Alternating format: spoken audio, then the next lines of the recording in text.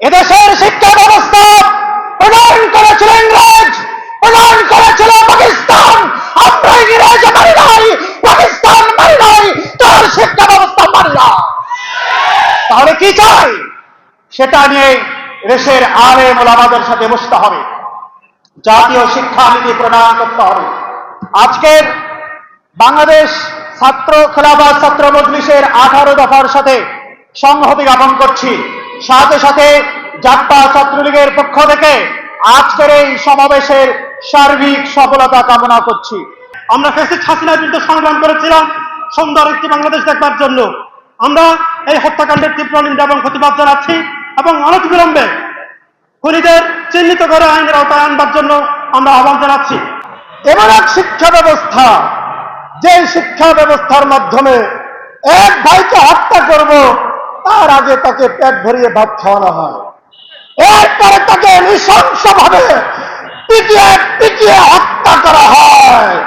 এমন এক শিক্ষা ব্যবস্থা, যে শিক্ষা ব্যবস্থার মাধ্যমে শিক্ষাঙ্গনে অস্ত্রের ঝনঝনি চলে।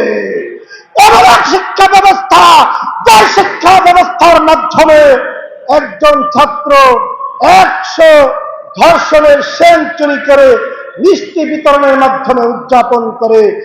এই শিক্ষা ব্যবস্থা আমরা চাই না, চাই না।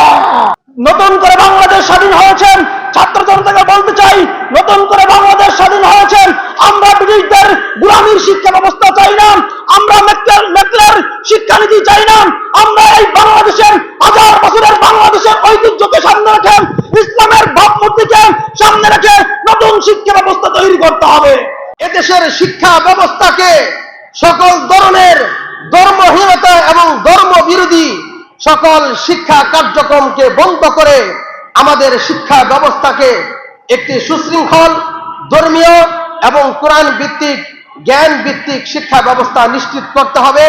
ব্রিটিশরা চেয়েছিল আমাদেরকে তাদের কেরানি বানাতে, আর 2000 শতাব্দীর পরে এসে যখন আমাদের এই স্বাধীন বাংলাদেশের শিক্ষা ব্যবস্থায় হাত দেওয়ার সুযোগ হয়েছে, তখন এই বাংলাদেশের সর্বনিকৃষ্ট ফ্যাসিবাদের দোসর শেখ হাসিনার নেতৃত্বে তার শিক্ষামন্ত্রী দীপমণি যে শিক্ষা ব্যবস্থা, যে শিক্ষা কারিকুলাম তৈরি করেছিল, তা ছিল আমাদেরকে ভারতের দাস পরিণত করার জন্য।